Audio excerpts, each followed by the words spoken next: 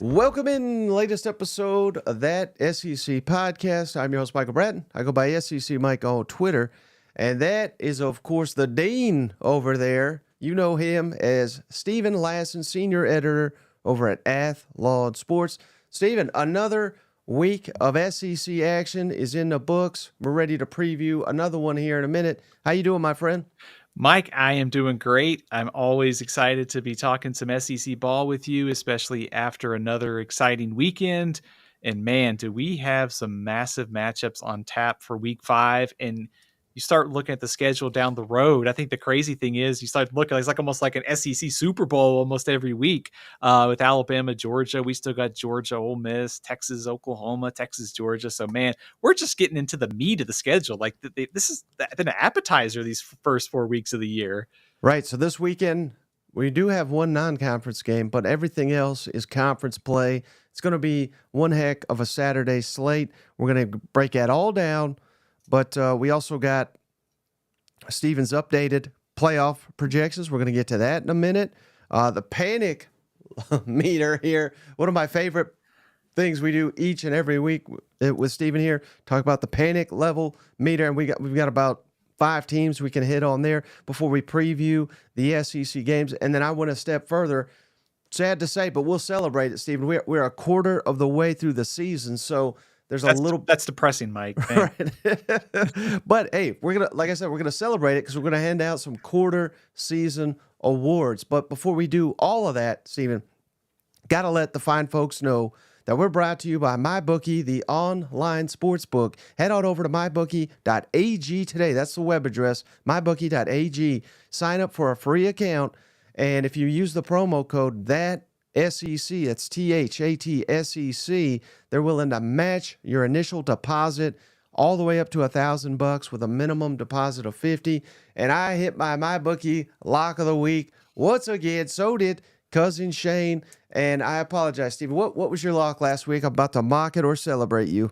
Ole Miss. Yeah, another. I mean, that's all we do is hand out winners over here. You know what? Absolutely. Hey, I mean, we've been, I think, pretty solid against the spread. We've been pretty good straight up. There was one idiot on the show. He will not be named who picked Auburn to beat Arkansas. But we'll look past that, right? We will. But hey, like I said, we got a ton to get into here, Steven. So let's just get right into it. And I love showing these as well. So here's the updated SEC scoring efficiencies after 4 weeks of play. And if this is news, your first time seeing this, it's very, very simple. How many snaps are you taking on offense, and how many points are you scoring? That if you're doing well, like Alabama and Ole Miss, you're all the way to the right. If you're doing poor in that aspect, you are the Kentucky Wildcats. Now, for defense, same thing. How many snaps are you facing? How many points are you giving up based on those snaps you're facing? So Ole Miss, by the scoring efficiency on defenses, has the best defensive scoring efficiency in the SEC, while surprisingly LSU all the way dead last. But as you look here, Steven, it's starting to get a little bit more varied as the weeks go on. And yes, I realize Ole Miss has played a very cupcake schedule. We've talked about that ad nauseum. So if you're a hater of them, I guess you could use that critique. But aside from that, Steven, does anything jump out to you as you look at here the SEC scoring efficiencies? Absolutely. I think one of the interesting things looking at this graphic is you're seeing the playoff contenders cluster together in the right sort of quadrant. Ole Miss, Tennessee, Texas, Georgia, and Alabama. All playoff contenders, all clustered in that elite category for offense and defense. I think some of the other things that you're seeing there is Missouri. That's one of the teams that I'm going to be watching really close over the next couple weeks. And they are not quite in that elite category. And you also see the same thing with LSU. So 2 playoff contenders that I'm going to be kind of curious to see where they end up on this quadrant. So, but I think you're kind of starting to see with more SEC games, with more power conference games, that we're going to see some variation in this. And I think that's what I'm watching, is to see if LSU and Missouri work their way into that elite category. I'm not really. Auburn is kind of surprising on that list to me, but I think that the SEC play will kind of sort that self out as far as where they are in this chart. Mm-hmm. Yeah, and certainly, let me ask it to you this way, Stephen. If you're just listening, so LSU again, they got the worst defensive scoring efficiency in the SEC, and they are in the, I'd say, bottom third, or in offenses. They're right on that fringe there as well. Does that concern you if you're an LSU fan at 3-1, or are you sitting here saying, well, heck, we could barely have played any worse, yet we are 3-1. If we could pick it up and start playing better, maybe LSU could make a jump. Where would you lean on that one? Yeah, they're kind of a confusing team almost, because I think you're absolutely right. I mean, they found ways to win against South Carolina after falling behind, got off to a slow start against UCLA, but eventually put them away. I think the good news is they can play a lot better probably on both sides of the ball. And especially with the schedule coming up, you get Ole Miss, you get Alabama at home, and of course you get Texas A&M on the road. So there are some challenges here for this team. I think the other side of this is, can the defense get better without Harold Perkins? Is the rushing attack going to be able to fix itself even more during the season? I like what I saw at Caden Durham against South Carolina, but are they going to be able to replicate that going forward? And so I don't. I guess my kind of takeaway on LSU right now is I don't know if the defense can get a whole lot better during the season, and you're probably going to end up with a bunch of kind of 50-50 toss-up games. Certainly, like I said, Ole Miss, Alabama come to your place, but you have to go on the road to play A&M. The schedule isn't that difficult. So I still think that this LSU team can absolutely be a playoff contender. I'm just thinking this might be I guess maybe the most chaotic team week to week in the SEC, if that makes sense. Right. No, definitely. It completely makes sense, Steven. So, again, before we get into your updated playoff projections here after 4 weeks of the season, we wanted to celebrate the quarter mark of the season. So I asked Steven to have a list ready, and he said, man, why are you giving me all this extra work? I'm already overworked over here. This is a hard exercise. So we'll see what he came up with. I came up with my own, Steven. So let's say, and again, this is very difficult to do because not everybody plays the same schedule. I get it. Some people have had an easier road. Some people have had a tougher road. And we're not saying, we're not sitting here saying who's going to win the Heisman by making these picks. We're saying if they handed the award out today, who would we give it to? So let's start right there, Stephen. Who is the top candidate from the SEC that you believe, if they gave out the award today, would win the Heisman Trophy? So I think if he didn't get hurt, I think Quinn Ewers would actually be the pick here because of that game that he had against Michigan a few weeks ago, against one of the nation's best defenses, a strong performance on the road. But I think now that he's missed a game and sort of missed a partial of another, I kind of went with Jackson Dart here. His numbers, and granted, Ole Miss has played a very easy start to the season.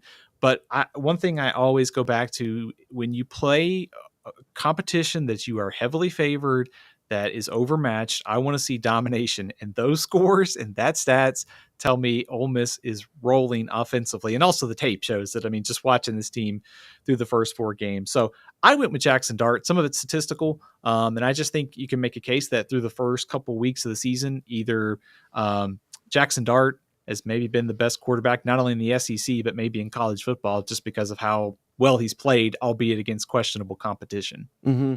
Yeah, I have no issue with that, Stephen, but I'm not knocking Quinn for getting banged up, because now that Michigan has beat Southern Cal, I think that makes that win look even more impressive.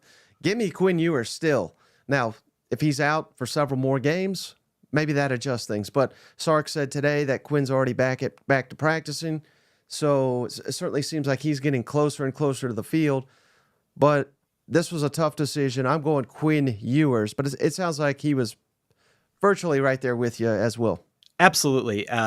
If he played against UTSA and Louisiana Monroe, he would be number 1 on my board. So I just knocked him because of injury. But, I think, some we talked about all offseason was the quarterback depth in this conference, because let's also not forget Jalen Milroe.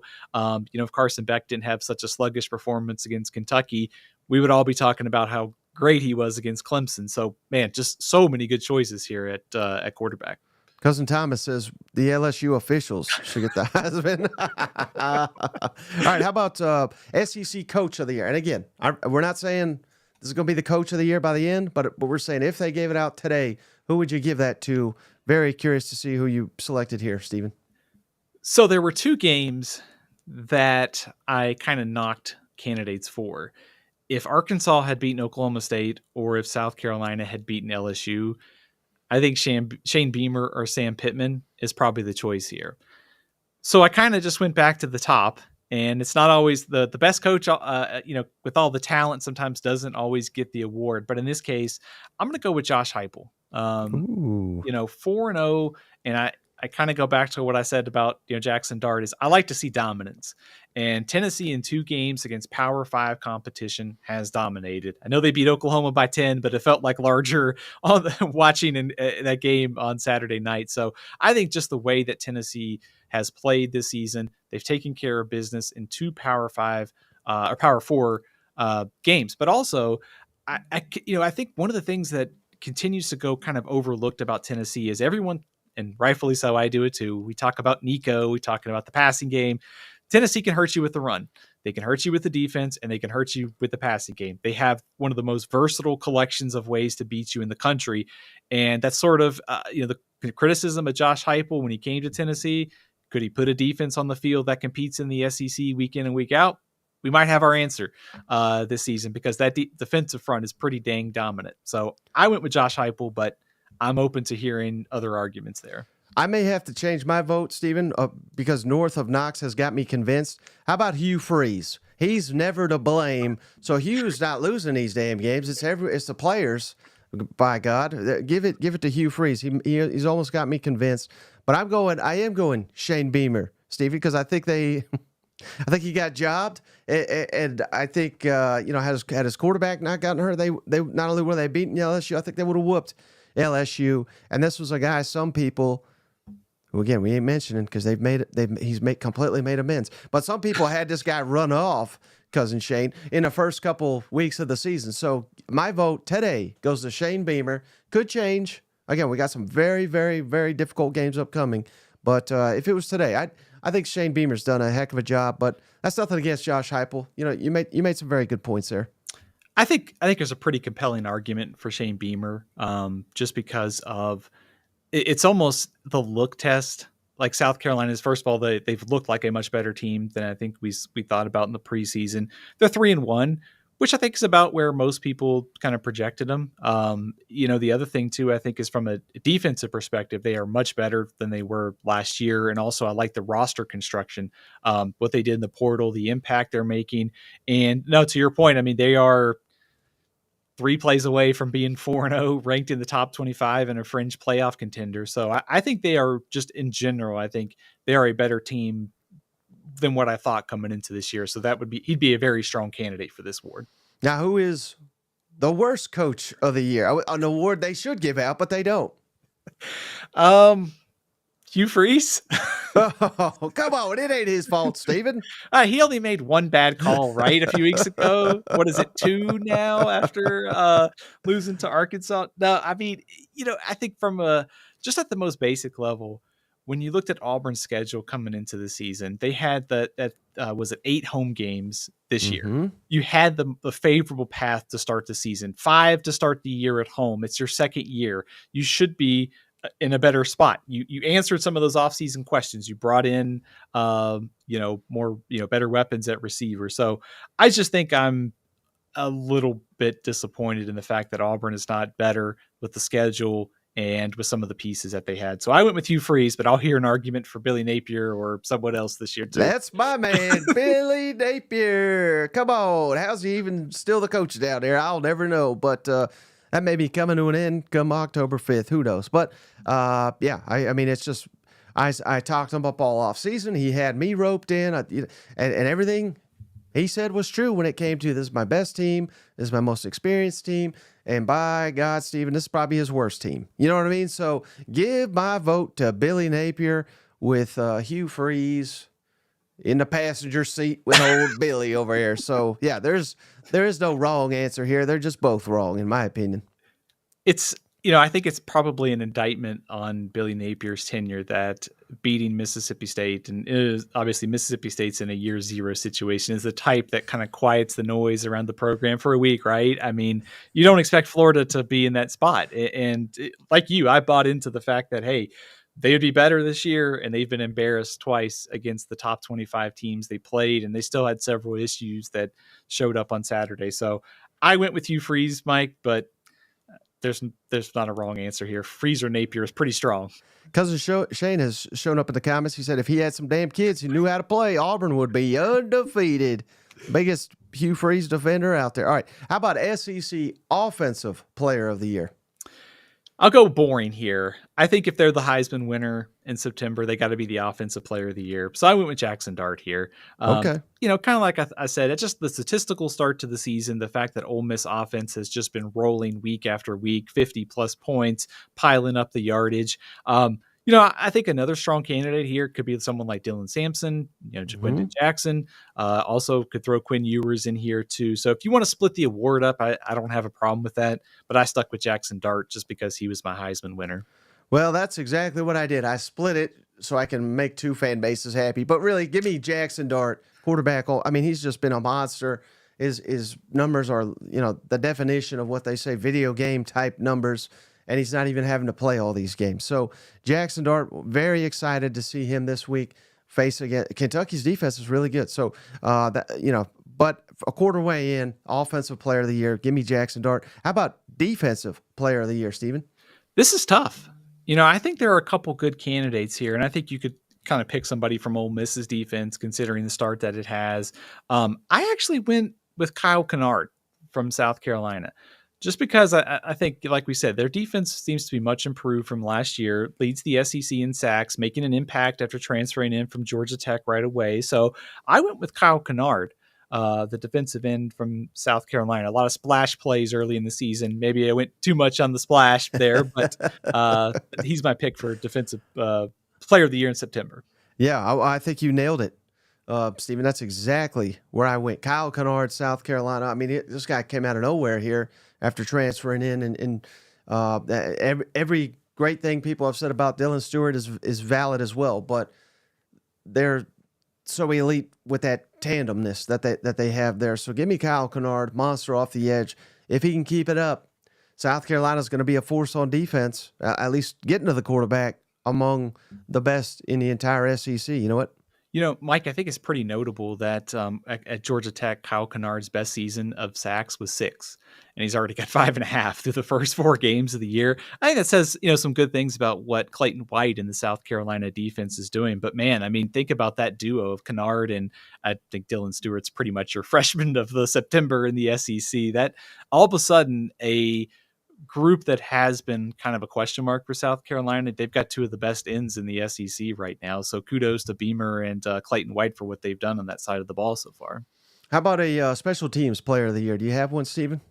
I'm actually going to have to defer to you on that one. I did not write it down in my notes here, so I'll get it together. I went with Alex Rayner, the Kentucky kicker. So for years, they didn't have a kicker.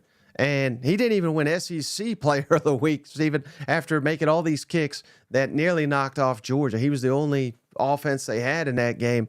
Give me Alex Rayner. I looked it up, Steven. There's not a lot of kick returns these days, but there's 0 kick return touchdowns in the SEC this year, and there's only been 3 punt returns, and it's one apiece, so no one's even got 2. So I didn't really even consider many returners. But give me Alex Rayner. And the Mizzou kicker, he was good till last week. He lost it for me. I would have given it to Blake Craig, but he ain't on the list right now. Yeah, that was my kind of debate when I was looking through this. Is like there's really not a whole lot of returns anymore, and it's Right. also hard to award a punter. Unless someone has just been amazing at dropping the ball inside the 20. So no, Rayner was on my list, or just somebody else who was great at field goals this year. And I mean, you could. A&M's kicker has been great at times. He's missed some, and of course the Missouri game on Saturday. So no, I think he's probably at the top of my list too, Alex Rayner. So who's the best coordinator at the quarter mark of the season, do you think? I got 3 names, and I had a hard time sifting through these. So maybe we can talk through these and we could figure out. I wrote down Pete Golding from Ole Miss. obviously the level of competition. Yep. Tim Banks, I think at Tennessee, came into the season as sort of prove it year for him. I think so far so good for Tennessee's defense.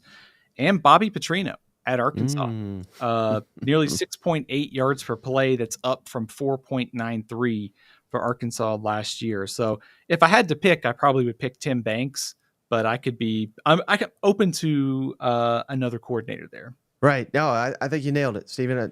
I put Bobby Petrino a close second in my book, but this is, I basically just asked you these questions so we could talk about Tim Banks. Come on, Stephen. I mean, Tennessee's defensive coordinators just did such a remarkable job, and this is a guy that a lot of Tennessee fans ready to run off after the first and second year down there at Tennessee, and they've gotten better and better and better on the defensive side of the football every year under Josh Heupel. And I know we're just a quarter of the way in, but this by far looks like his best unit. So give me Tim Banks. And if the defense continues to play at this level, which won't be easy because they got some elite competition coming up, but if they continue to play at this level, Tennessee can win the national championship. And I don't even think that's a bold statement. No, it's not bold at all because, kind of like we talked about earlier, Tennessee's got one of the best offensive lines in the country, and it can only get better when Lance Hurd and John Campbell are back to 100%. And I don't have a doubt about Heupel's ability to score points. I know that every week they're probably going to be good for at least 30, unless when they're playing Georgia, maybe. But defensively is where Tennessee has made the biggest strides. And with that defensive front, Tennessee's got a chance to beat anybody in the country. So Tim Banks, the fact it was a prove-it year, the fact there have been questions about the direction of this group, 4 weeks in, 2 power conference opponents, I think so far so good, probably exceeding the most, maybe fair to say, optimistic expectations coming into this year. Mm-hmm. And now what about worst coordinator? Again, another award that should be honored in this country. I don't know why it's not, but we honor it here. It's like dishonored more than anything. I went with Coleman Hutzler at Mississippi State. Yeah. I mean, questionable hire to begin with. No play calling experience in the SEC or elsewhere. Kind of been a pretty solid assistant on special teams and elsewhere. But for a defense that has a ton of questions and personnel turnover coming into this year, putting your faith in a first-year guy seems like a pretty heavy lift, and it's showing up on the field. I mean, we've seen it every week. Mississippi State struggled to stop the run. They struggled to keep teams out of the end zone. So I went with Coleman Hutzler. Obviously going to give him a little bit of a break because it is a year zero type situation. But, man, it's been bad down there in Starkville. Toledo took it to him, Arizona State and Florida. So he was easy pick in my mind. Because Morgan had a good point. He says Seth Luttrell. I wrote his name down first, yeah. Stephen. Cousin Matt said, "How about can we count Billy for this too?" Which I almost did that as well. But no, I went with Coleman Hutzler. The only thing worse, Stephen, than hiring a head coach who's got absolutely no experience to come into this league. Good luck, first of all. But the only thing worse than that is if he turns around and hires a defensive coordinator that's never done it before. I mean, that's just so idiotic. And again, Coleman Hutzler, he may be a fantastic defensive mind, and in 2 or 3 years, we might be looking back and saying, man, this guy's Dave Aranda 2.0. I mean, we're not going to, but we could, and still this would have been a bad hire because Mississippi State's not going to give him 3 years to figure this out. And if Jeff Lebby doesn't turn this around, I think he should fire this guy as soon as possible to if this continues and get a quality experienced defensive mind in his program to go with his inexperience of being a head. I mean, heck, get a defensive coordinator that's been a head coach. I don't care if he was terrible as a head coach, but he's good as a coordinator. Get him in there. You need all the help you can get down there. This is foolishness. You mentioned Dave Aranda. He might be available after Baylor's interesting defensive tactics in defending Colorado's Hail Mary on Saturday night. Is oddly, you mentioned some other defensive. Ron Roberts might be available too. But next year, bring a ball. Right? Yeah, there will be options if Jeff Lebby wants to move on from Coleman Hutzler. But giving up over 7 yards of play to Florida, over 6 to Toledo. Granted, giving him a little bit of a break because of the personnel, but this is it's been worse, I think, than I expected. All right, and then the last two we're going to do biggest pleasant surprise? Who has surprised you the most at the quarter mark of the season? How about Vanderbilt? I mean, probably a couple plays away from 4-0. Yeah. They probably should have beat Georgia State, to be frank. That's a game they really shouldn't have lost. But I think I came into the year with just such low expectations for this team and wondering about the direction under Clark Lee. But I think he nailed all of his offseason hires. Jerry Kill, Tim Beck as offensive coordinator, bringing in Diego Pavia. They have now beaten a pretty solid Virginia Tech team, and they took Missouri to the brink. So I think they've just been a really pleasant surprise, just being more competitive. And also, I mean, like I said, they could be 2 plays away from being 4-0, and we're sitting here talking about a ranked Vanderbilt team. But sitting here at 2-2, going to be a little bit harder to get to bowl eligibility, but still much improved, I think. Right. And yeah, bad miss by me. I didn't have Vanderbilt, but I probably should have. I want to just show some love to Arkansas because, again, they're a play away from being 4-0 as well. When everybody had Sam Pittman gone and Bobby Petrino is our next interim, I mean, we'll get into this game in a moment here against A&M, but A&M, Tennessee, admittedly, that could be very, very, very difficult. But LSU, I mean, these next 3, imagine in a world, Stephen, and I don't think this is. I'm not saying this is going to happen, but I don't think it's far fetched that Arkansas can go 2-1 in these next 3, and if they would, sitting here at 5-2, going in with games with Mississippi State and Louisiana Tech, and who knows what in the world to make of Missouri if they keep floundering. All of a sudden, this. Again, I'm not talking playoffs here, but winning 8 games is it's on the table. I think the way Arkansas has played so far, and that would stun me if you would have told me this a month ago. Yeah, 100%. I mean, if only they had beaten Oklahoma State, we'd be sitting here at 4-0, and I think we'd be having a totally different, kind of outlook on this season. But I mean, with their schedule, they have some real opportunities coming up to pick up marquee wins. But also, I love the way some of their games break. I mean, they get them in Fayetteville. They also catch like Ole Miss before they play Georgia. You're kind of catching Tennessee before that Florida Alabama stretch. So I think the timing of these games works out well. And also, if you're kind of Sam Pittman now, you've played 4 games. Like the hot seat pressure has kind of decreased a little bit, but you're still going to be an underdog in a lot of these games. And so the fact that they are at home, the timing of them, the way that Arkansas played, like Taylon Green is like the ultimate like X factor in all these games because he could just show up and have a monster type of effort and Arkansas could win. So I think Arkansas has been pleasantly better than I anticipated at this point of the season. Now, who's the biggest disappointment? Well, I bagged on Auburn a little bit ago, so I'm going to go with Florida this time, Mike. Man, that idiot on your show this offseason who said they were going to be better, said they'd have a chance to beat Miami, said they would get to a bowl game. Man, what an idiot. So here I am. I totally whiffed on this one in the preseason. I thought, like I said, I bought into the Billy Napier thing that they'd be better. 3rd year, the roster in better shape. They made some key transfer portal additions. They had so much experience back. Ron Roberts. None of it's worked out. They've played 2 games against ranked opponents, and they have been, I think, embarrassed in both of them. And I think the 41-17, 33-20 against Texas A&M does not really indicate of how one-sided those games were. And it's not going to get any easier for them. UCF is a threat to them. You got Tennessee, Georgia, Texas, LSU, Ole Miss, and Florida State. So the path to 6 victories looks very, very small. I anticipated this team competing for a bowl game, probably going to be generous enough to get to 4 wins at this point. I don't know what the opposite of love is. I guess hate, but I'll give Kentucky some hate then. Come on, Kentucky. This is supposed to be your year. All we got to do, Roush said, is win our home games. Well, good Lord, we lost the 2. All the important was we had Georgia on the ropes. That could have completely changed the narrative here. And I don't care that they whooped Ohio. That doesn't impress me, Stephen. I think this is a team Shane said could win 10 games. When the professor tells you that he's got this surprise teams to win 10 games, you're thinking, my goodness, I got to run to Vegas, put money on it, because he nailed it with Missouri last year. And this year, I think he may have picked a team that may lose 10 games. Well, the good news is there's still 8 games left, and they could still get to 10 victories, right?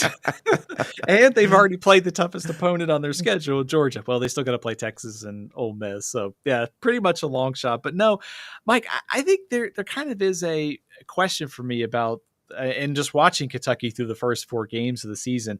They've kind of been a really hard team to get a read on because that game against Southern Miss was a mess because of weather. They got demolished by South Carolina. They played well against Georgia. Ohio has so many new pieces. I don't think we can read a ton into it this year.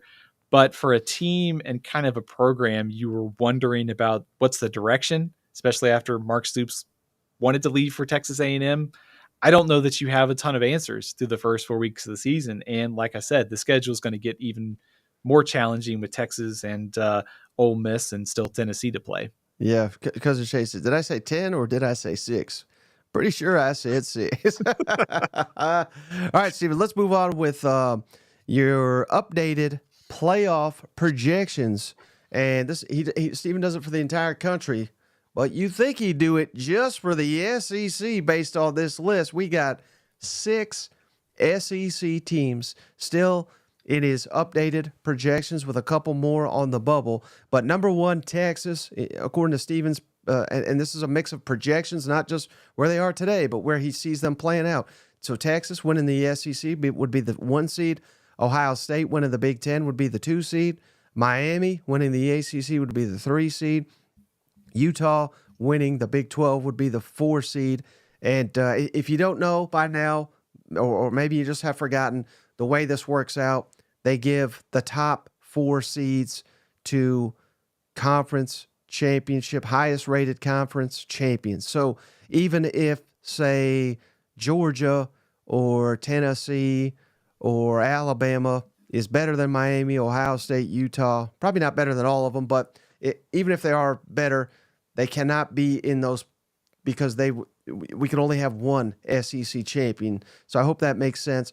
But outside of the conference winners, Steve has got Georgia, number 5, hosting number 12 Boise State in the first round, and that would be in Athens. What a sight that would be. Good luck, Boise. He's got Tennessee, number 6, so that Tennessee's moved up a little bit, hosting. Oh, maybe we will get this game this year, Stephen. Number 11, Missouri. Oh, my God. I don't know this podcast would survive all the trash talk in the comments. The Stand on Business Bowl. So number 6, Tennessee, number 11, Mizzou, and then number 7, Ole Miss, hosting number 10, Penn State. What a sight. And number 8, Alabama, hosting Oregon.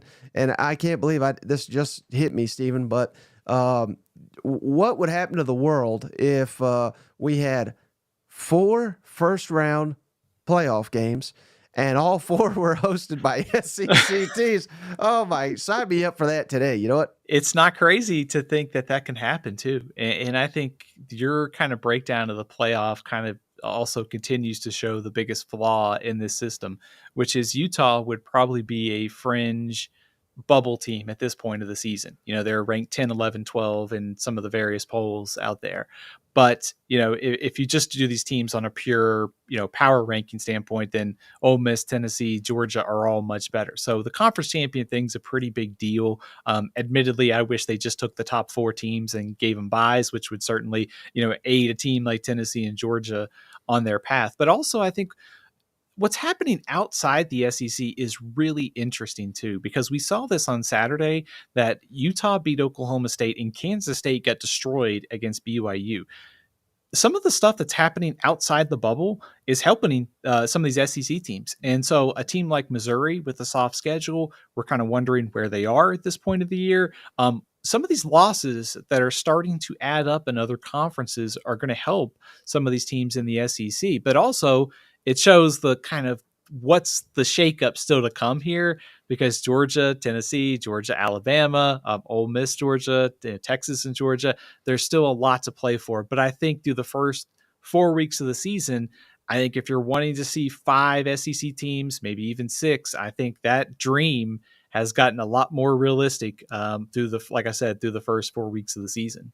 Mm-hmm. And you know what also I dream about, Stephen? I don't know about you, but I dream of a world where I can get breakfast for free. And we're going to provide that for the audience here, Stephen. Head on over to HelloFresh. Yes, you read that right. HelloFresh.com/free SEC. And you know what you're going to get with that, Stephen? You're going to get free breakfast for life as long as you have an active subscription to HelloFresh. So head on over to HelloFresh, Stephen, for free breakfast item for life if you sign up and use the promo code FREE SEC. That's FREESEC. One free breakfast item for life per box while your subscription is active. That's free breakfast for life. Just go to HelloFresh.com/free SEC. And I mean, who doesn't love something for free, Stephen?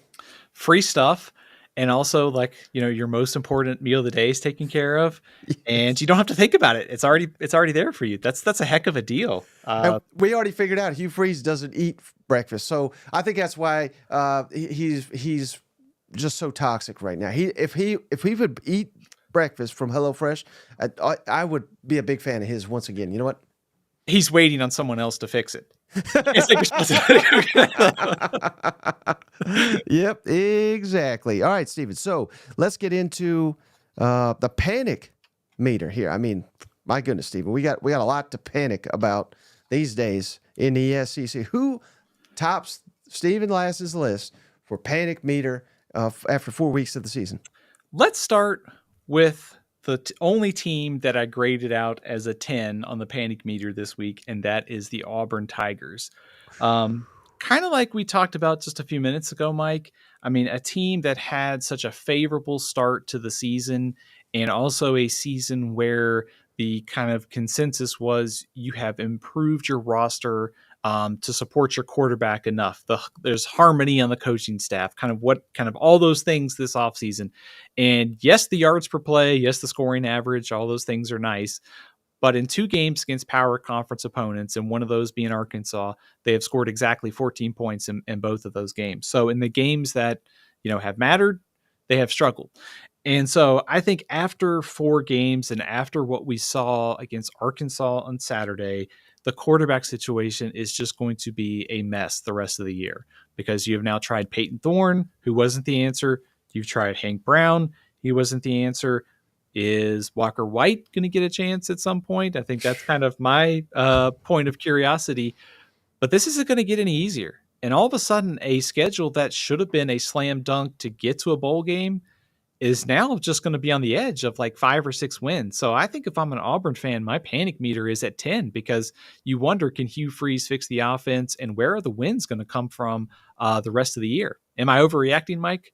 No, not at all. And I have even heard, Stephen, that he made the decision to go with Hank Brown just to essentially appease the fans, and really probably, this is not like some state secret or something, but they got some wild boosters down there at Auburn, or maybe wild's not the right word, but very powerful, influential boosters that wanted that done as well. So, I mean, if that's true, and again, I don't know that that's true, but I have heard that from reliable people that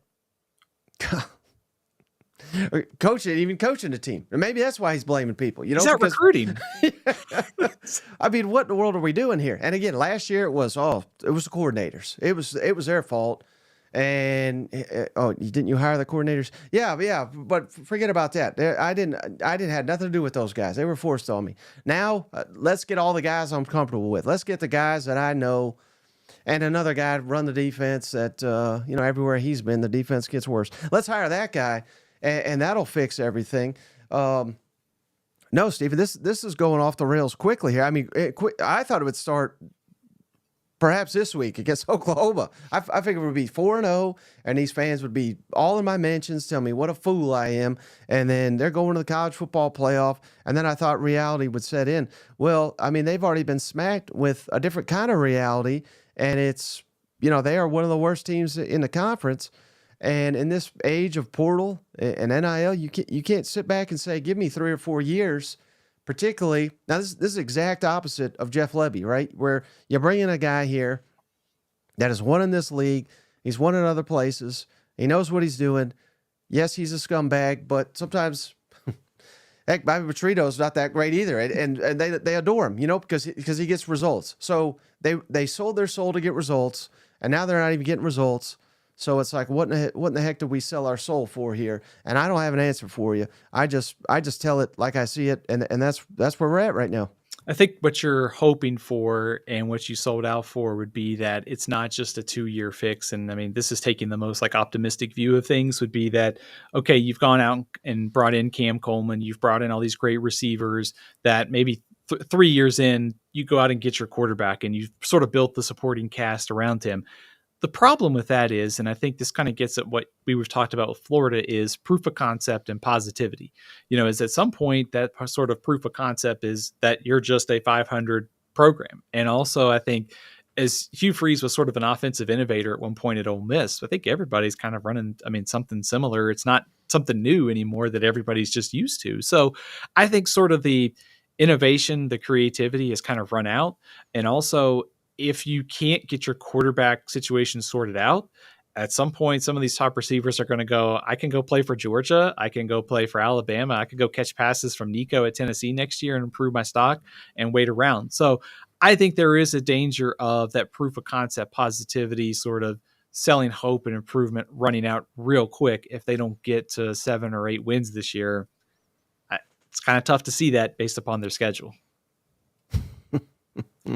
He's a good man, though. All right. So who's next on your panic meter here, Steven? I'm going to go with Mississippi State at an 8. And, in fairness to Mississippi State, coming into the year, this looked like a year 0 type situation just because of all the transition on the coaching staff, all of the new surrounding the program with just 2 returning starters. It was very easy to see how this was going to be an uphill battle. But I think the panic meter's got to be running a little high here because Coleman Hutzler is defensive coordinator. He struggled. Obviously, a full caveat with the personnel questions, but also on the offensive side now without Blake Shapen. One of the reasons you had to have some optimism that, hey, they might be able to get this offense cranked up during the year was Blake Shapen. And just the fact of his experience, his sort of mobility, everything that he brought to the table. But now that he's out for the year, you're going to be asking Michael Van Buren, a true freshman, albeit someone who Jeff Lebby recruited and is pretty high on, to navigate against Texas and Georgia the next 2 weeks. So this is a really heavy lift. And I kind of said this after Toledo. I thought that was kind of rock bottom for this team.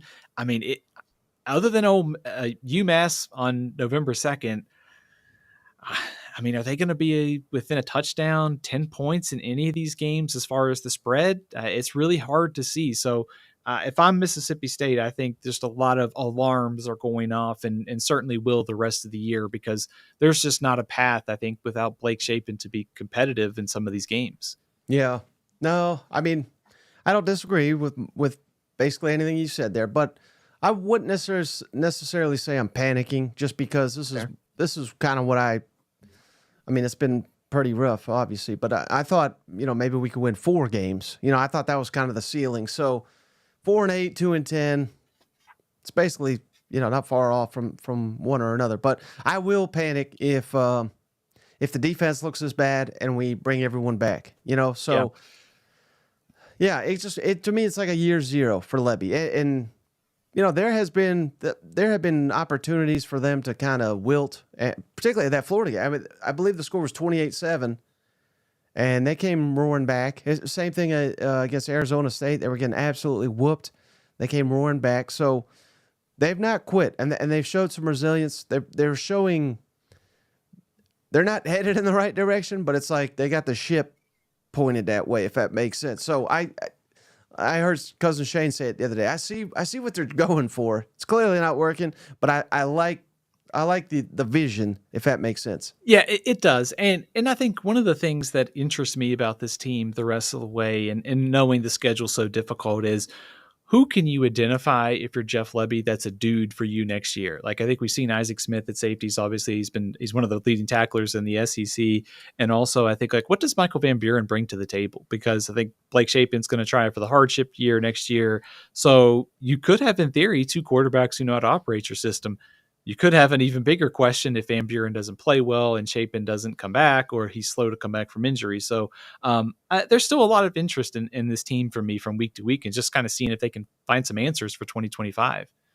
Yeah, and it was just so, I know this is kind of off topic, but I think one of your other teams we're about to talk about, but it amazed me how, if you look at the analytics, I mean, Oklahoma was like top 10 in scoring efficiency last year with Jeff Lebby, and they hated well, that's probably a strong word, but they were like happy to see him go. I mean, Oklahoma would be in a world of a better place if they had Jeff Lebby as their play caller right now. You know what? Yeah, I think in fairness to Seth Luttrell, I think I have been a little bit disappointed in some of the things offensively that we've seen from Oklahoma, which is also the next team on our panic meter. Right, exactly. So we call that a segue. Yeah. So, well, what's the panic meter here for Oklahoma, Steven? So I graded him out as a 6. I don't, maybe that's not high enough. And I think in fairness to Oklahoma transitioning to the SEC, we knew there were some challenges this year with the offensive line, and certainly, I think getting a first year quarterback ready to play in the SEC. But I think the offensive line has been an even bigger issue than I anticipated. I think it's hard to hide a bad offensive line in the SEC. I mean, they still have to play Ole Miss. That's one of the best defensive fronts in the country. Alabama, Missouri's defensive front, Texas. I mean, in the Big 12, you could have played like Iowa State and Kansas State and Texas and sort of coasted through some of those other matchups. You can't do that in the SEC. And of course, they still have to play South Carolina with Kyle Kennard and Dylan Stewart. So I just don't see this offensive line getting fixed during the year to the point to where they can make the offense effective enough.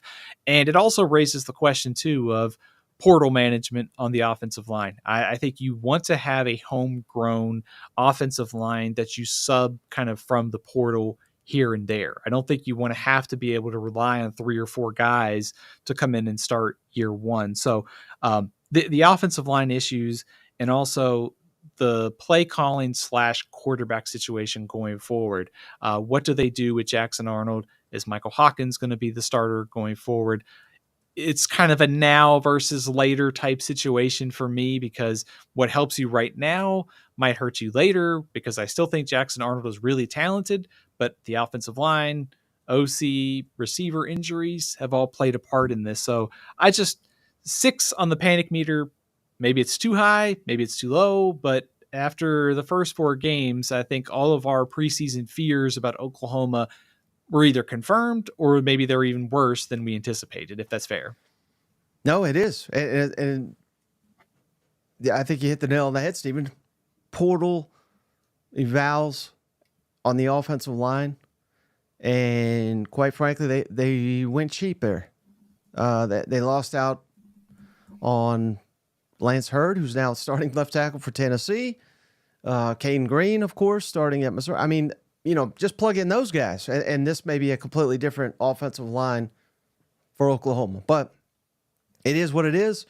And, I was listening to the Sooner Scoop guys after the game, and they were, of course, they were a little emotional. They were basically just, despondent. And they didn't think there was a game here aside from Maine that you could book Oklahoma to win. Now they're I wouldn't go quite that far, but you could see their point after what just happened to them against Tennessee. Texas is going to get after them. South Carolina with that defensive line can get after them. Ole Miss, they're looking as good as anybody in the country. Missouri's defense has been wildly impressive from what we kind of anticipated, and of course Alabama. So, I mean, 6-6 may be the ceiling for this football team after 4 games. Now, we may just be overreacting. Maybe Tennessee is like which this is, I mean, it's quite frankly, it's where they're at, top 5, top 6 in the country. Maybe they're that good. Maybe they're even better. So could that be the case where Tennessee just went in there and rocked them? Certainly. But being in the stands that day, Stephen, it seemed like a team that was essentially incompetent on one side of the football, and this is the wrong time to be incompetent with the schedule coming up. Yeah, absolutely. I think even if, to your point, if Tennessee is a top 5 team, which I think they are, you still have to play Ole Miss. You're still going to play Texas. You still have to play Alabama. It's not going to get any easier. I mean, there's 4 or 5 teams in the SEC that could easily be in the top 5 or 6 this week in the rankings. I will say, I thought the issues on offense and the offensive line may have obscured kind of the fact that Oklahoma's defense, I think, is pretty legit. And I know Tennessee probably took their foot off the pedal a little bit in the second half because of the injuries on the offensive line. But, this group, I think, under Brent Venables has gotten to a point probably that's better than I anticipated when he took over. Like, they've reloaded and sort of kind of stocked that side of the ball. There's still room to go there. But I think if anything, you feel pretty good about this group and sort of the direction that it's going. And I think it's a pretty legit SEC defense now. I don't think we could have said that 2 years ago. Right. Well, it's almost like they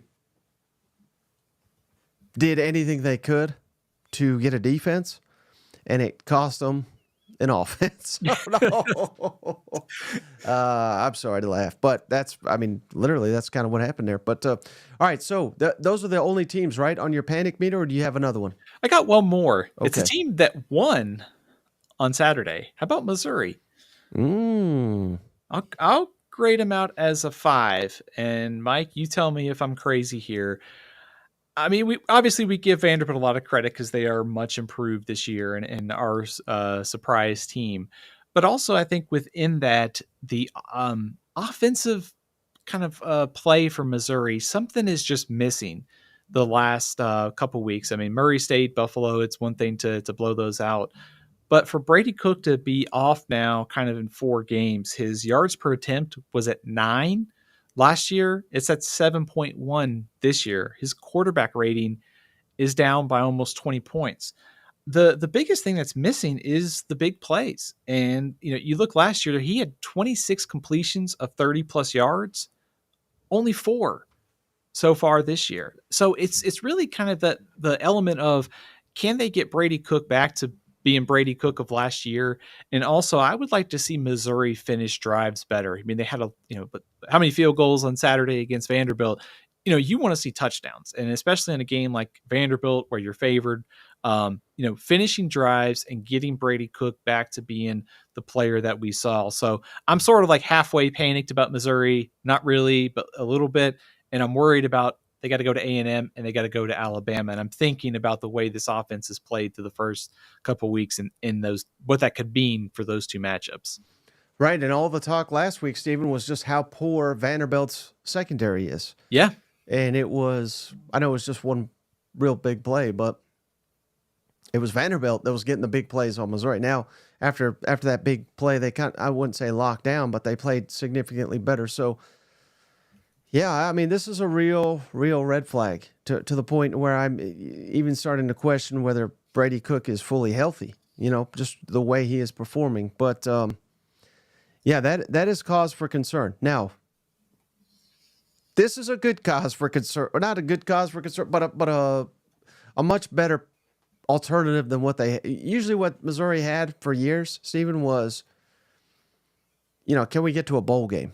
I mean, they're knocking on the door of making the playoff, but they're not pretty doing it, and they're freaking out. So I would much rather have that problem than be Auburn 2.0 and be 2-2 and wondering if we have any answers. So the standard has been raised, the expectations have been raised, and that's exactly where you want to be. But we got to figure this out quickly, because if they continue to play the way they've been playing, they're not going to the college football playoff, and that should have been the goal, and I think still is a goal of this program. Absolutely. I think the panic meter is not that, am I worried that they're going to be like a 6-6 team? It's more about, they have this opportunity with this core of players and the schedule to be a playoff team this year. And you have to capitalize on these opportunities when you have this favorable setup, because you're going to have, again, more departures after this year. So my question is, and this is kind of what the panic is, I'm looking at this Missouri team saying, this is what they've done now in 2 power games against power opponents. The offense has been off. The defense has given up a big play here or there, but also I think for all the questions we had, it's been fine. So you feel okay about that side of the ball, but I think in order to win at A&M, to beat Alabama, to be a playoff team, this offense kind of has to take that next step and find that level that we saw last year. So this is about being a playoff team or playing in the Citrus Bowl, and that's kind of where my panic is for this Missouri team right now. Mm-hmm. So I wanted to add real quick to your panic meter here, Steve, because I am panicking about 2 things in particular, and one is LSU and this defense. Now, again, same thing. They're winning. That's that's what we should do here, and everything's in front of them. They're tied for first place in the conference. So how can we be panicked? Well, I'm panicked because of his defense, Stephen. I thought, again, it bothers me so much when people say, and Florida fans should know this all too well, but when they say defense was so bad it can't possibly get worse. Some other idiot might have said that. Well, I mean, I don't know if it's worse, but it seems equally as awful this season. Now we're tightening up in the second half. I get it, but yeah, I am panicked that, again, here's what we do, Stephen. We look at the schedule and we say, oh, okay, Ole Miss and Alabama, those are tough games. They're both at home. Let's say we just split those. We'll go 10-2, and we'll make the college football playoff, and Mike's an idiot. Well, the way this defense is playing, Arkansas can get you. A&M, if they show up, they can get you. Vanderbilt, from what we've seen, they can get you. I even throw Oklahoma. I mean, if they have the offense figured out by November 30th, they'll get you. You know what I mean? Like, if the defense plays the way it's been playing, you're going to lose multiple games down the stretch here. And once again, we're going to possibly ruin a very, very, very effective offense. Maybe not the caliber of it was last year, but they're starting to really heat up. What my panic meter, and again, it's probably low. It's like, well, no, it's really not for the defense. The defense, it's probably around a 7. What's your thoughts on that for the panic meter? I'm just talking to defense here. Yeah, I was going to go with 6. So I think we're kind of on the same page here. Not to mention Harold Perkins being out for the rest of the year is huge. He's like your ultimate. I know there's been some question about how he fits into the puzzle and what are they going to do at linebacker, but he's kind of one of those guys that can erase a lot of mistakes, and now he's out for the rest of the year. So a defense that already had sort of like, it's not an elite sort of talent group on LSU's defense, already had questions, has even more now. And UCLA moving the ball in the first half stunned me because UCLA's offense has been pretty bad to start the year. Hawaii and Indiana, they struggled to move the ball in those 2 games. They give it pretty generous in the first half if you're LSU's defense. And so, yeah, I am worried because I think by default over the year, you get more ingrained in the system. You get some experience. Maybe it does translate a little bit improvement. But that schedule, there is a ton of like 50-50 toss-ups on the schedule. The week after they play Ole Miss, they have to go on the road and play Arkansas. That's got trap game written all over it. This, like you said, Alabama, A&M, Arkansas, Ole Miss. There is a ton of games here that LSU is going to have to rely on Nussmeier to probably just win this game on his own. And also that also gets at the other concern, which is you've got to be able to run the ball with a little bit more consistency. And I liked what we saw against South Carolina. We've seen some spurts here and there, but they're going to have to find some ways to become a little bit more well-rounded, I think, in order to get to that 10-win mark and get to the college football playoff. Now, the other one, Stephen, this is panic level 10 out of 10. Can you just take a wild guess on what has got me so panicked right now? I'm going to guess it's Florida. Man, you're too good, Steven. Come on, 10 out of 10 panic meter. Billy Napier just won a game. I am panicked that he will gain some confidence here, that we're going to turn around and we're going to whoop Central Florida, and then all of a sudden they're going to be like, you know what? Maybe this Billy Napier, maybe he's on to something here. We got to keep him for another year. That panics the heck out of me, Steven. So, I was not rooting for them to fail. This is my bookie lock of the week. Again, I've got 3 locks in a row. I was not rooting for them to fail last week, but in the back of my mind, I was like, man, for these Florida fans, I kind of hope it happens so that they can move on from this disaster. But he just captures some momentum. And again, when we talk, this would be the worst thing, but it'd be kind of the most comical thing for a lot of people, Steven. Even if they lose to Central Florida and they keep Billy Napier, you know what's going to happen, don't you? Tennessee, there's going to be some upsets. Tennessee's going to be like top 3 in the country. Tennessee fans are going to be talking all their talk, how we're going to beat them by 100, yada, yada, yada. And then Tennessee's going to lose this damn game to Florida and Billy Napier. That's just destiny right there. So I'm panicked about that as well. That's totally like in the script for the season, isn't it? Something crazy like that happening, because that's just the way that college football will go. I think the worst part about it is if you're a Florida fan, and of course there was like the college football sicko and some Florida fans was like, if we lose this game, we can get rid of him after Saturday. We don't have to hear about it. Now it's an off week. There's nothing going on as far as games or anything until you get ready to play UCF. So it is kind of a nightmare scenario right now if you're a Florida fan. I still think that Napier is going to need to run the table probably to save his job. Absent some really confusing administrative moves. If you read I think there was a CBS story posted last week that said Scott Strickland will still be making the hire. It's not ideal. There's a lot of other turnover there. So, I mean, maybe we're not reading this right, but I still think I think he's got to run the table or get to 9 wins to save his job. I'm just panicked that it could happen, Steven. Yeah. Of course, if he runs the table, I mean, he's coach of the year. They'd love it, but yeah, I don't know. I don't know about it. Oh, real quick, Steven, before we get to our previews here. Appreciate you, cousin JR. Gifted another membership. My man JR, he does it every episode. We thank you. And thank you, cousin Matt. You are now official cousin to the channel. We appreciate you, brother. But all right, Steven, so let's get into it. Week 5 SEC preview. And we said this from the top.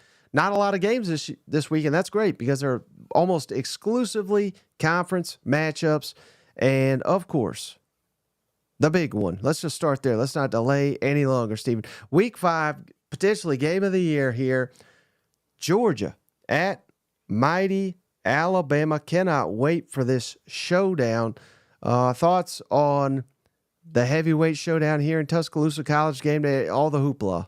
Man, can we go ahead and simulate the week until Saturday night so that this game can hurry up and get here? Because man, I am so eager to get to this game because it is, like I said at the start, Mike, it is one of several SEC Super Bowls to come this year. And I just think back to last year's SEC championship game and think about how Alabama upset Georgia and thinking how Jalen Milroe in that game, whether it was his passing at times or the legs, the mobility, how he was able to get Alabama into a position to win that game. And so Georgia's defense, how healthy is it? They got a lot of injuries up front. How are they going to be able to slow down Jalen Milroe? And if that offensive line for Alabama is still at full strength, and Caden Proctor is, able to go again like he was at Wisconsin, this offensive line, looking at what Kentucky did and was able to kind of push around Georgia a little bit, I'm interested to see what kind of just game plan that Kalen DeBoer and this staff have. So just, so many interesting angles of the offenses against the defenses. How does Carson Beck, can he get off to a faster start? Because against Clemson and Kentucky, he was kind of slow in the first half, picked it up a little bit, but also there's also the kind of the brain trust, but between DeBoer and his X's and O's on offense and Kirby Smart on defense, there's so many interesting angles to what should be, like I said, it should be an SEC Super Bowl on Saturday night. Mm-hmm. And what do you make of? I know it's only been 3 games for each because they each had a bye last week, obviously, but so 2 weeks to prepare. How many new wrinkles do you think we'll see in this matchup? And for Georgia, I mean, I could be completely wrong, but I would imagine, aside from getting guys back, which that'll be paramount for them, but I would imagine most of the wrinkles will be via Alabama side with the new coaching staff and the new schemes, things that maybe they've ran at Alabama or Fresno or wherever, or even Sioux Falls that could catch Kirby and them off guard. Do you think we'll see a lot of new wrinkles, or do you think they've kind of, Alabama's more fine-tuning what they've shown the first 3 weeks? I think if there's something new, it probably comes from the Alabama side of things, just because, like you said, number one, both teams are coming off an off week, so that's good for the health of both teams and just getting both these teams close to full strength if we can. The other thing is, I think, Alabama, the schedule by playing Western Kentucky, South Florida was close, the road game at Wisconsin, they probably didn't have to show the full arsenal. Georgia has played Clemson and they had the road game at Kentucky. They've had a much more difficult start to the season, but also continuity for Georgia. same system, same OC, Alabama, everything is new. So I think if there is something kind of new to, you're holding back, it's probably on the Alabama side of things, just because you had that opportunity with a little bit more of a favorable schedule, and you still have this new system that you've brought from Washington, but can also tweak it to fit Jalen Milroe's strengths too. Now, which team do you think has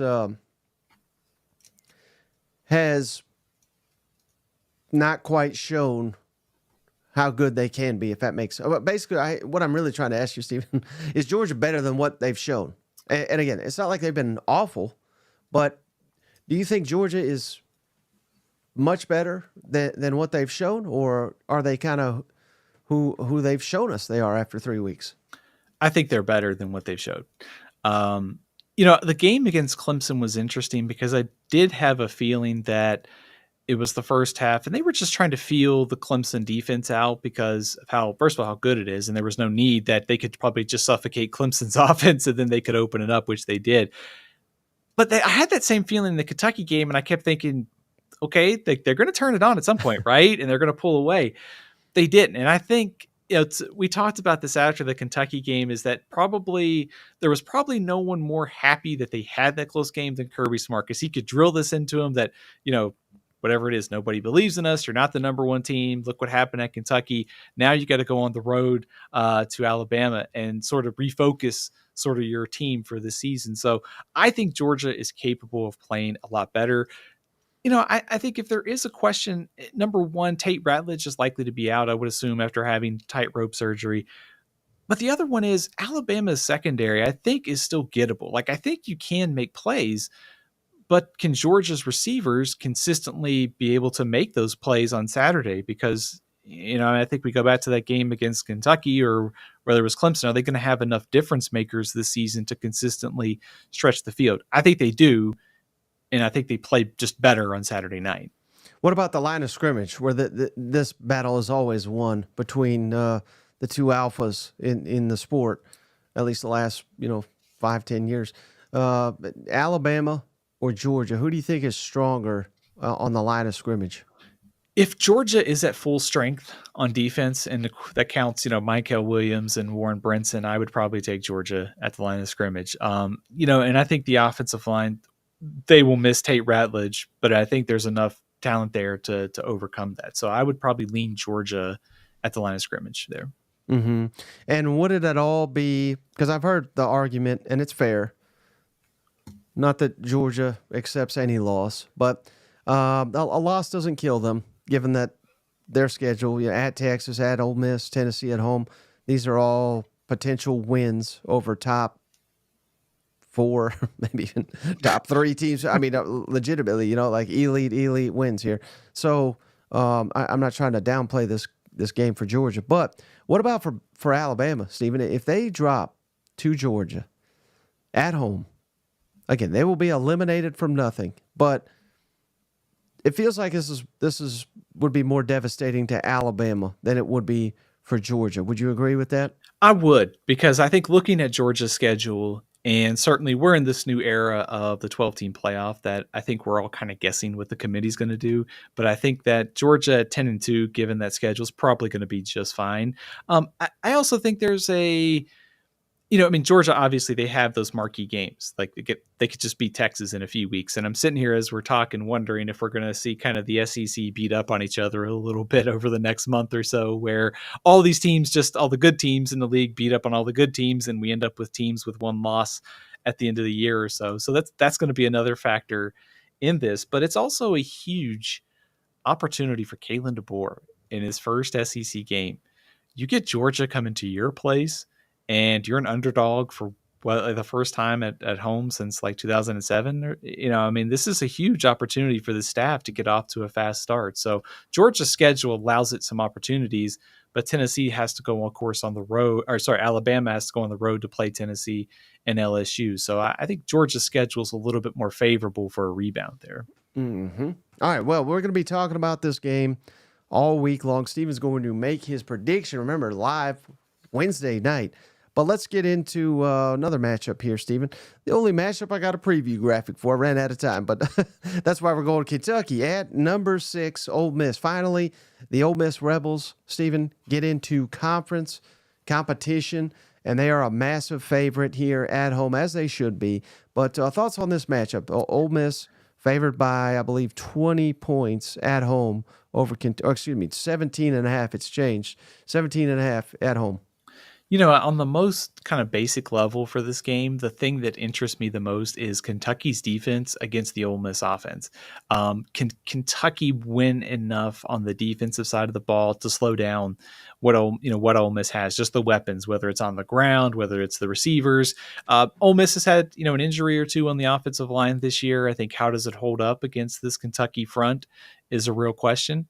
So I think there's something to learn here because it's kind of the end of the preseason for Ole Miss. It's their first SEC game. It's their first real opponent this year. So I am interested to see how Ole Miss handles this. How do they handle Kentucky's defense? And I think if you're Lane Kiffin and Ole Miss, you want to jump on Kentucky early. Don't let them get you into the slog that you saw Georgia get into. If you get up by 2 touchdowns or so, that forces Kentucky out of its game plan, which is to kind of slow things down, low possession, play to your defense, play to your run game, which also might be a challenge too, because I think it's very easy given the schedule to look at Ole Miss's stats on defense and go, yeah, of course, look who they played. But I think the eye test tells you that this looks more like an SEC defense and a defense that is capable of kind of handling some of the better offenses on their schedule. So I think this will be a good test for them as well. How about this for Kentucky, though, Steven? Now, I get it. It's not anticipated. I'm not saying it's going to happen. But if Kentucky were to pull the upset, beat Ole Miss in Oxford, they would essentially be where we thought they'd be in the preseason, 3-2 after 5, with you're just flipping that South Carolina game for Ole Miss. Would you agree with that take?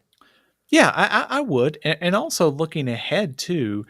They have a little bit of momentum after the Georgia game and the Ohio game. And so even in a loss here, a good showing, Vanderbilt, Florida, Auburn's about as pretty favorable of a winning streak as you could put together for the next couple of weeks. So I think there's an opportunity here. And I think that's kind of what I'm interested in getting a read on Kentucky, because they've been kind of all over the place. But if they could somehow keep this one close, pull off an upset, that schedule coming up, they can start to stack some wins together before it gets a little bit tougher in November. Mm-hmm. And do you think that, again, I realize Ole Miss is just playing at an incredible rate pretty much on all sides of the ball. But, the focus is on offense with Lane Kiffin and Jackson Dart and all the weapons. But, we've seen Kentucky they completely stifled Georgia. What are the chances that they stifle Ole Miss? And when I guess that's, you're grading on a curve here. So stifle, I don't know, 28 points or less. I mean, if you hold Ole Miss to 28 points or less, I think you probably played an A plus type performance, at least for your defense. Yeah, I do too. Because but most teams are having trouble holding them under 50. So yeah, I think that kind of is the key for Kentucky, is to try to get Ole Miss into a game where maybe they have like 3 or 4 possessions in the first half and the same thing in the second one. Low possessions, let the clock run down to 1 second and snap the ball and, sort of run the ball and play to your defense. So I think that's the formula for Kentucky. And if they can hold them under, 30 or so, they probably have a chance. But I think if Ole Miss jumps on them early, it's tough to see Kentucky being able to keep pace. Mm-hmm. How about this one, Steven? Arkansas, Texas A&M in Jerry World. Hopefully for the last time ever here. A&M, slight favorite, 3.5 point favorite. But Arkansas has got some serious momentum. It's safe to say A&M does as well. But how do you preview this one? Man, this series is a weird one, isn't it? Like I could still see KJ Jefferson trying to dive into the end zone, the field goal. There's this series usually has it all. So I guess on top of my list is what weird, crazy play are we going to see on Saturday that has a large impact on this game? But I think going back to last week for Texas A&M, I'm kind of curious, were they just going through the motions to beat Bowling Green because they beat Florida and they have Arkansas coming up? It was kind of a tough little sandwich game in between there. So I think trying to figure out almost like where A&M is in this season, but also for Arkansas, if they can steal this game where they're an underdog in, all of a sudden to be sitting here, talking about being 4-1, a chance to kind of build on that going forward, it'd be huge for Sam Pittman. So I'm interested sort of in the kind of where are these teams too, because Arkansas almost lost to UAB and they played last week at Auburn and, still had some issues on both sides of the ball. They're going to have to get cleaned up. So just a lot of psychological intrigue for these two teams, but the quarterbacks also fascinate me because Taylor Green has been inconsistent at times through the air. What does Marcel Reed do? There wasn't a lot of big plays last week for A&M. I thought it was really interesting that Mike Elko said that quarterback will be a game time decision basically every week going forward. That is the first time I think I may have seen a head coach say that. So I think the quarterbacks are the X factors here, and kind of which defense is a little bit better against the run is going to be crucial too as well. Right, and that is something that I'm a little concerned about, going back and forth with the quarterback situation. So again, I guess we will do this every week. Thank you, Mike Elko. But if both quarterbacks are 100%, who do you start here if you're A&M? I would start Marcel Reed. I think it is fair to wonder, what's his kind of upside in the passing game because he played Florida and he's played Bowling Green this year. But I think his mobility, and I also think he just seems to be a little bit better fit in the offense. Now, if you're telling me that Connor Wigman was playing at like 50% in the opener and he was still struggling with that after, I might be inclined to change my opinion. But I think just Reed just fits this offense a little better right now. Mm-hmm. Yeah, and when you said something, wild things happen, I just think of Taylor Green. I think of Bobby Petrino. I think of revenge game for Petrino too. Right. Yeah. I mean, so many layers to this thing. But which Taylor Green will show up. It's going to be difficult with that pass rush. I mean, Auburn pass rush got after him, but he'll give you one and then he'll burn you on one. You know what I mean? So, shout out JaQuinton Jackson, number 1 in the SEC in rushing. Andrew Armstrong, I believe, number 2 in the SEC in receiving. Taylor Green, top 10 in the SEC in rushing and passing. So there's a lot to like about Arkansas in this matchup. But the series history, of course, leans heavily towards A&M in the last couple of years as SEC opponents. But again, that doesn't have much to do with this matchup. But they got that bad mojo for this one. You know what? Yeah, it does. It seems like no matter how well it's going for Arkansas in that game, it seems like A&M just finds a way to win. One other thing I would throw out there as an X factor for Arkansas is I would like to see Luke Haas be more involved this week. And of course, some of that is Taylor Green's accuracy and maybe streakiness as a passer.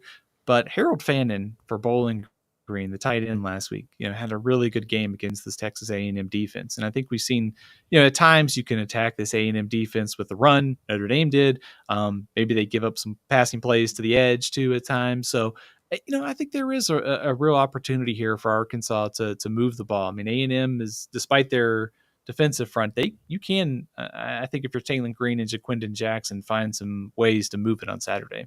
Mm-hmm. Real quick here, Steven, I'm just now seeing this. Apologies, cousin Brandon here, but he gave us a donation, so we appreciate you.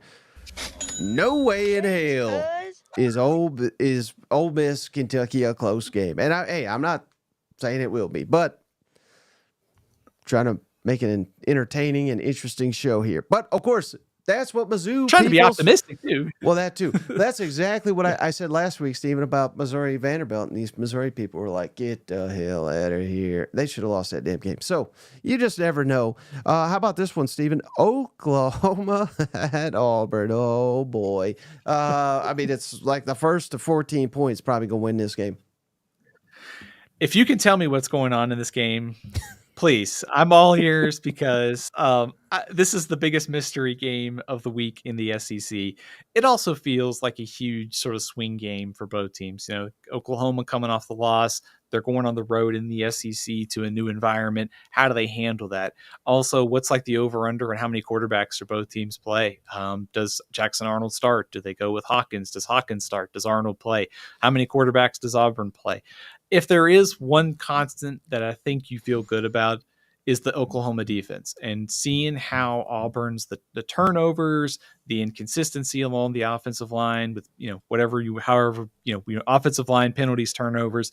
There's a real opportunity here that I think Oklahoma's defense can go on the road, play well, control the game. You give their offense a chance to win. So quarterback intrigue, and it may come down to which team is better at limiting some of those mistakes, whether that's turnovers or penalties or kind of special teams, something like that might decide it, because it's probably going to be pretty close and pretty low scoring, I would imagine. Who needs this one more, do you think?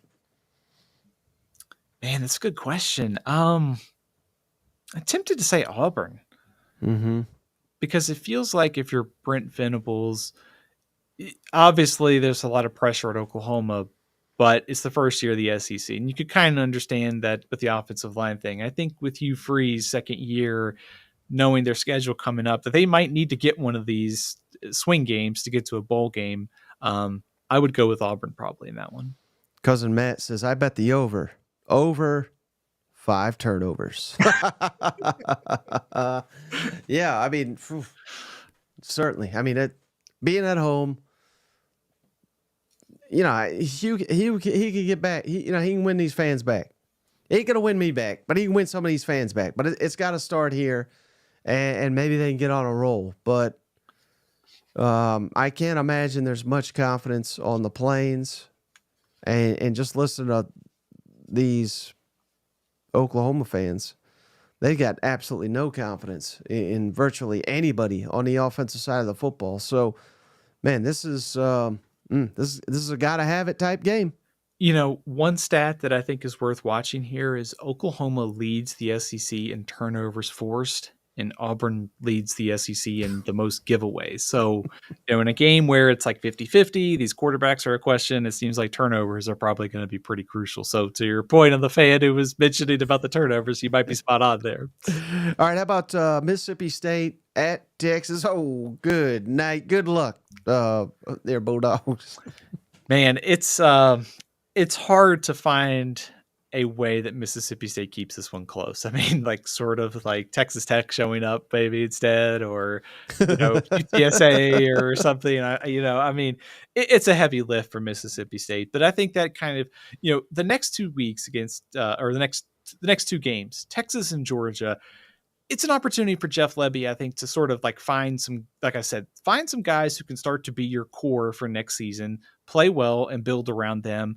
And also Michael Van Buren. I mean, if you want to find out what a quarterback has, throw him in there against Texas and Georgia and see how he plays. So I'm interested to see what we can learn about Mississippi State. And also on the other side of things, it's Arch Manning if he starts, or it's Quinn Ewers if he's healthy. So quarterback intrigue for both teams, very high on my list. But in terms of spread, probably watchability, it's probably going to be Texas in probably a landslide. Right, and they're nearly 40-point favorites in this game, Stephen, 38.5. So, this could get ugly. Is that one of the bigger spreads you've seen in the SEC in some time, other than like maybe like Vanderbilt, like playing that, or something? And sadly, the Chad Morris era. Oh, I think they were 45-point underdogs on the road at Alabama one year. I think they covered actually, but Chad Morris era, they covered. I mean, that was the best SEC win that guy ever got. But yeah. I mean, that's up there. That's oof. This one. I've never seen it, and maybe it's not possible, but they could like shorten the quarters in the second half for this one. They legitimately could. All right, final matchup here: South Alabama at LSU. Stephen, what can you tell us about South Alabama, who is a 21-point underdog in this matchup? So I was going to say something a little crazy here. I think South Alabama's offense might be a better test for LSU's defense than UCLA's offense was last week. Wow. So this South Alabama team scored 87 points in week 3. Granted, it was against Northwestern State, but still, 87 points is 87 points. Then they went on the road last week and destroyed Appalachian State 48-14. Ooh. App State was the preseason favorite in the Sun Belt East. So they are rolling up some impressive numbers offensively. They are led by, I guess, SEC legend now, Major Applewhite. I guess the SEC record book has to claim him, but he's in his first year there as the head coach because Kane Womack left to be the defensive coordinator at Alabama. They do struggle to stop the pass. We've seen that in their first couple games. They gave up a ton of yards to North Texas. But I think that's the kind of the key here for LSU is this offense for South Alabama. Gio Lopez is their quarterback. He can make plays with his legs and his arm. They also have a really talented freshman running back by the name of Fluff Bothwell, who's very good. So I actually think this is a really good test for LSU's defense and a much better test than what UCLA brought to Death Valley last week. Interesting, yeah, because I thought they would steamroll UCLA last week. Of course, it was decided. They won convincingly, I should say. But at halftime, I was like, oh yeah. Buddy. I was at the Oklahoma game, so I wasn't able to watch it in live. But I was just hoping that LSU didn't blow it. But thankfully they didn't. But yeah, so can they contain Fluff? That'll be the big question entering this one. You know what? Yeah, it is. Gio Lopez and Fluff are going to be a tough test for LSU's defense. But I think on the other side, on paper, it's hard to see South Alabama slowing down Garrett Nussmeier. But like I said, it is a good test for LSU's defense. Well, Steven, we're at the break point here. We almost went 90 minutes, a little extra with all the quarter season awards. But great time to remind the folks, if they haven't already, head on over to mybookie.ag, the online sportsbook. Sign up today, free account. Put in that promo code SEC, that's THAT over at MyBookie. They're willing to double your initial deposit all the way up to $1,000. And all we do is pick winners the last couple of weeks. We had an off week. Everybody gets one off week, but we've been right every other week seemingly. But before we go, Steven, before you give us your MyBookie, let me ask it to you this way. Have you already selected, you don't have to reveal it just yet, you do it on Wednesday. Have you already selected your MyBookie lock of the week this week? I think I have a favorite. I think. Okay. Yeah, such confidence, right? I might go back to the well with Ole Miss this week. That's kind of where I'm leaning right now. Okay. Well, hey, Steven, before we go, as always, tell everybody how can they follow you? How can they find your work? Absolutely. You can follow me on Twitter at AthlonSteven, Steven L. CFB on Facebook and Instagram, and athlonsports.com. We've got plenty of previews, predictions, rankings, everything during the week to keep you updated on college football. All right, Steven, well, I can't thank you enough for dropping all this knowledge on us. Again, I can't wait for Wednesday. Steven and I, Steven will be giving his picks, and I'll be here to mock them relentlessly in live time. But thank you, Steven. Thank you, each and every one of you, for hanging out. We'll catch you on the next one.